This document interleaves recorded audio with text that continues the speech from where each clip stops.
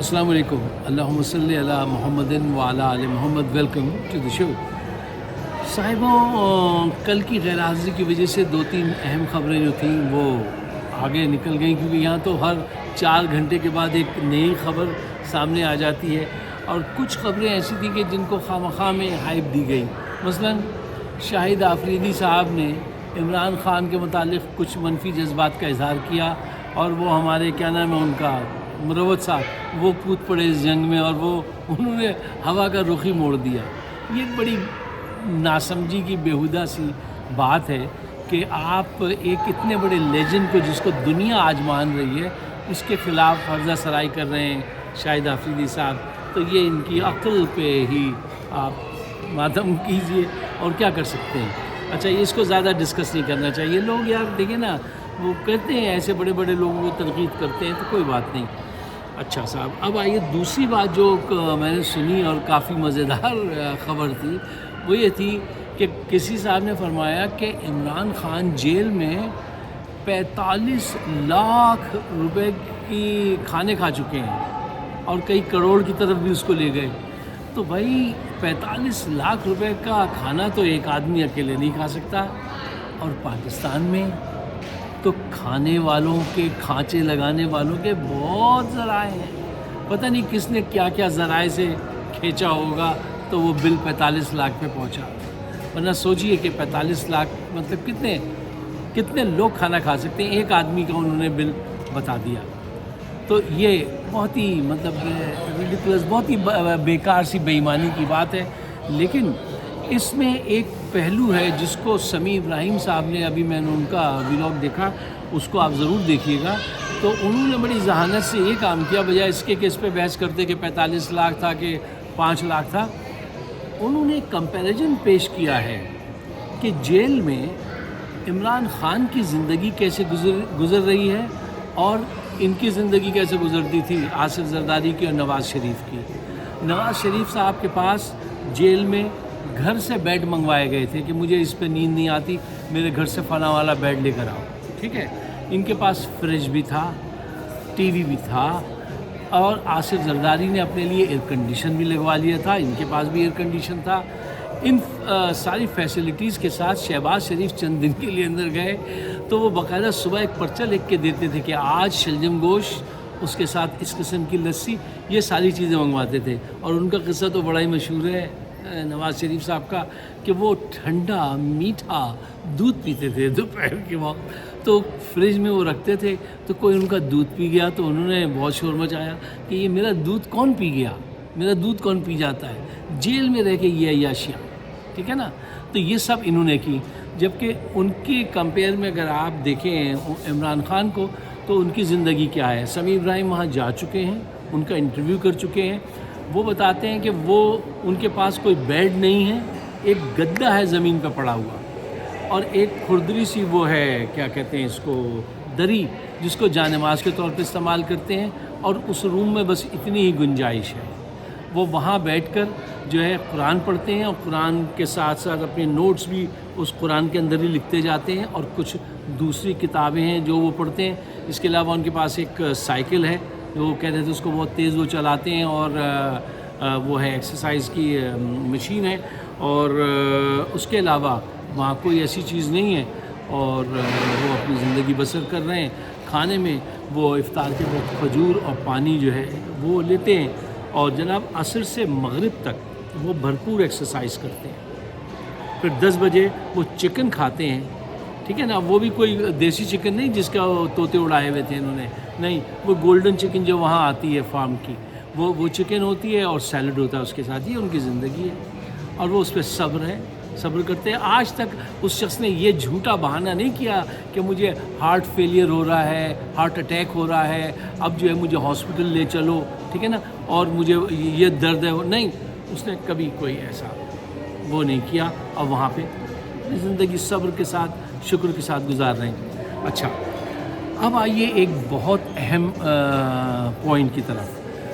وہ یہ ہے کہ پاکستان میں دیکھیے، میں شروع سے آپ سے ایک بات کہتا آیا ہوں کہ یہ ملک کی اکانومی کو ٹھیک کرنا جرنیلوں کے بس کی بات نہیں ہے.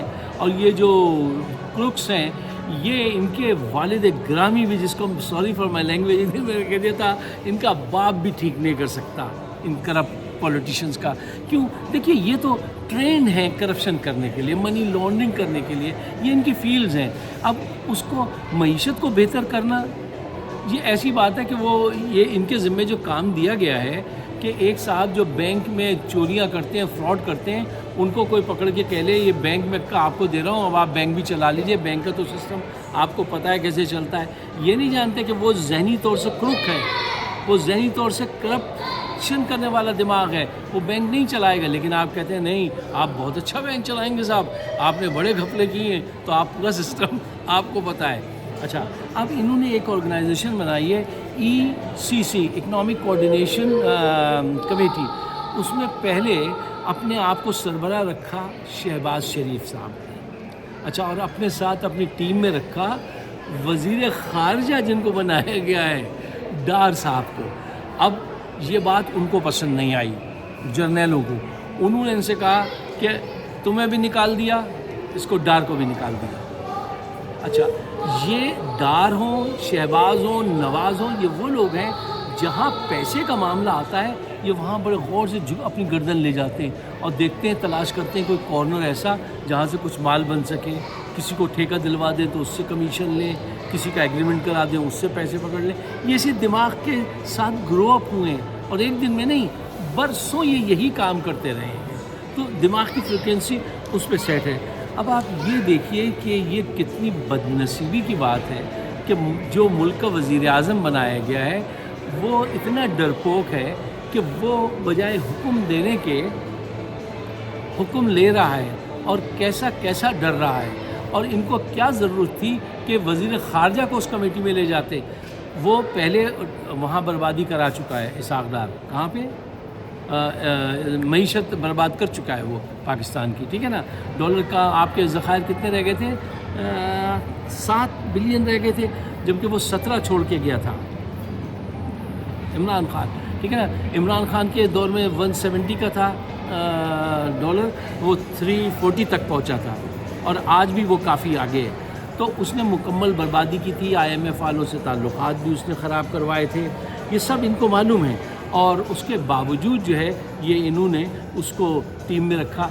مجھے آپ دیانتداری سے بتائیے یار، آپ اتنی اہم کمیٹی آپ نے بنائی ہے اکانومی ٹھیک کرنے کے لیے، کوآرڈینیشن کے لیے، اکانومی کی کوآرڈینیشن کے لیے بنائی ہے، تو وہ ٹیم تو بہت سوچ سمجھ کے بنائی جائے گی. اس کے جو ارکان لائے جائیں گے وہ بڑے ایکسپرٹ ہوں گے، نہ کہ چوری میں، کرپشن میں، منی لانڈرنگ میں ایکسپرٹ ہو. کوئی ایکسپرٹ نہیں، ان کو لایا گیا. اچھا، اب لانے کے بعد یوں لایا یوں نکال دیا. یہ سنسیئرٹی پتہ چلتی، میچورٹی دماغ کی پتہ چلتی ہے کہ یہاں کون کیا کر رہا ہے. ہو از ڈسیونگ ہوم، نو بڈی نوز. اچھا، اب آپ یہ دیکھیے کہ جرنیل جو ہیں وہ ڈار پہ بھروسہ نہیں کرتے ہیں. ٹھیک ہے نا، اور ڈار دل میں جرنیلوں کو گالیاں دیتا ہے. اورنگزیب صاحب جو نئے وزیر خزانہ لا گئے ہیں وہ شہباز کو کروک سمجھتے ہیں، اور شہباز جو ہے وہ جو ممبران وہاں پہ لائے ہوئے ہیں ان کو دیکھتا رہتا ہے کہ ان سے میں کمیشن کیسے پکڑوں گا، ان کو کسی کو ٹھیکہ دلواؤں گا. ہر آدمی ایک دوسرے سے کنیکٹڈ ہے اپنے مفاد کی خاطر. یہ لوگ کیسے ترقی کریں گے مجھے بتائیے؟ جن کی ایکسپرٹیز ہے منی لانڈرنگ کرنا، ان کو آپ نے یہ عہدہ دیا ہے. میں نے کہا جرنیلوں کا کام نہیں ہے ملک میں سیاسی استحکام قائم کرنا اور نہ ادھر یہ اکانومی ریولوشن لانا، اکانومی کو ٹھیک کرنا ان کے بس کی بات نہیں ہے. دیکھیے سیدھی سی بات ہے، یہ ٹیم ایسی ہونی چاہیے تھی کہ جہاں پہ بہت سارے ورکنگ ہینڈ تو ہوں لیکن دماغ ایک ہو، لیڈرشپ ایک ہو اور سب اس پہ ٹرسٹ کرتے ہوں، تو پھر وہ ٹیم وننگ ٹیم کہلاتی نا. یہ وننگ ٹیم ہی نہیں ہے. اچھا، دوسری ایک اہم بات جو میں آپ کے سامنے رکھنا چاہتا ہوں، دیکھیے معاشی ترقی اس وقت ممکن ہوتی ہے، وہ کنٹریز آگے آتی ہیں جو اچھی کوالٹی کی چیز کم قیمت پر پروڈیوس کریں. ٹھیک ہے، پھر آپ کمپٹیشن میں آئیں گے نا بھائی، پھر آپ کی چیز بکے گی. اچھا، اور اگر آپ جو ہے بیسک نیسیسٹیز نہ دیں انڈسٹریلسٹ کو، وہاں پر بجلی آپ کے وہاں اتنی مہنگی ہو کہ اس کے سوا کوئی چارہ ہی نہیں ہے کہ وہ قیمت آگے بڑھے. جی میں آپ سے یہ کہنا چاہ رہا تھا کہ دیکھیے جب آپ اچھی کوالٹی کی چیز کم قیمت پر پروڈیوس کریں گے تو پھر آپ کی معیشت ترقی کرے گی. اچھا جب کم قیمت پر پروڈیوس کرنے کی کوشش کریں گے تو جو اس کے بیسک انگریڈینٹس جو ہوتے ہیں کسی بھی چیز کے وہ اگر سستے ہوں گے, انڈسٹریلسٹ کو بجلی سستی ملے گی, ٹھیک ہے نا, کسان کو پانی وافر ملے گا تو ہی ترقی کریں گے نا. اس پہ آپ نے آج تک کسی کو توجہ دیکھا ہے کہ وہ دے رہا ہے اور کوشش کر رہا ہے زبردست کہ یہ سستی ہو جائے؟ ماں سوائے عمران خان کے میں نے کسی کو نہیں دیکھا کہ وہ اس طرف توجہ دے رہا.